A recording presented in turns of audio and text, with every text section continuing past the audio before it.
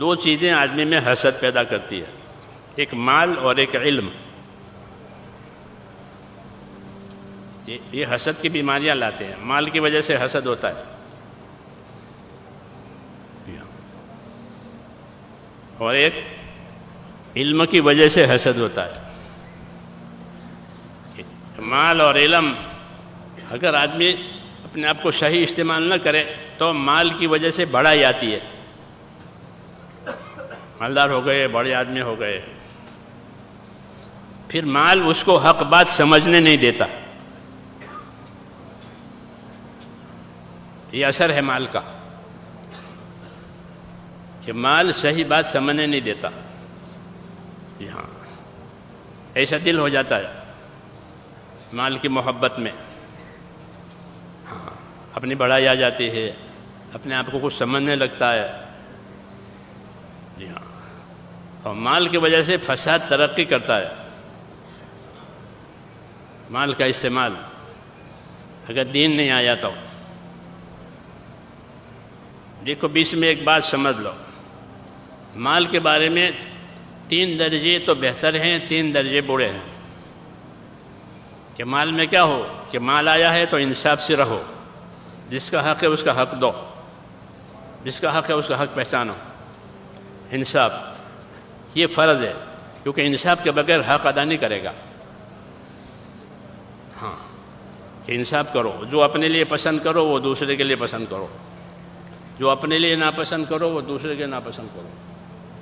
یہ حکم ہے تاکہ حق ادا ہو جاوے. اور حق سے اوپر یہ ہے کہ احسان کرو. یہ حکم ہے کہ حق تو دینا ہی دینا ہے، وہ تو اس کا حق ہے، اس کے بغیر تو چارہ نہیں ہے، تو ظالم بنے گا حق مار کر کے. اور اس سے اور اعلیٰ درجہ کیا ہے کہ حق بھی دیا اور احسان بھی کیا. ہاں، مولانا الیاس صاحب رحمۃ اللہ علیہ، جب یہ موٹر گاڑیاں وغیرہ نہیں تھی نظام الدین میں، عام طور پر تانگے یعنی گھوڑا گاڑی ہوتی تھی، اسی سے جاتے آتے تھے.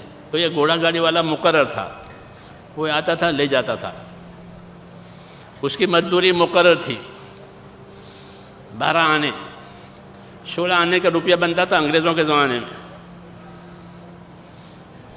تو اس کو 12 آنے مزدوری طے ہو جاتی تھی.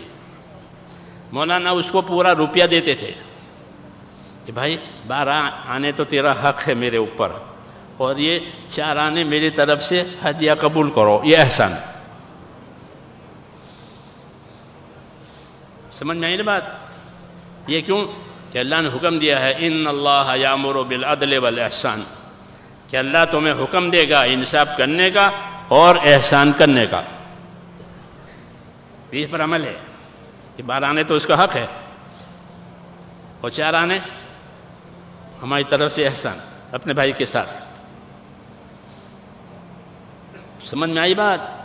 یہ سبق قرآن نے دیا ہے مسلمانوں کو کہ کیا کرو گے کہ انصاف کرو، احسان کرو.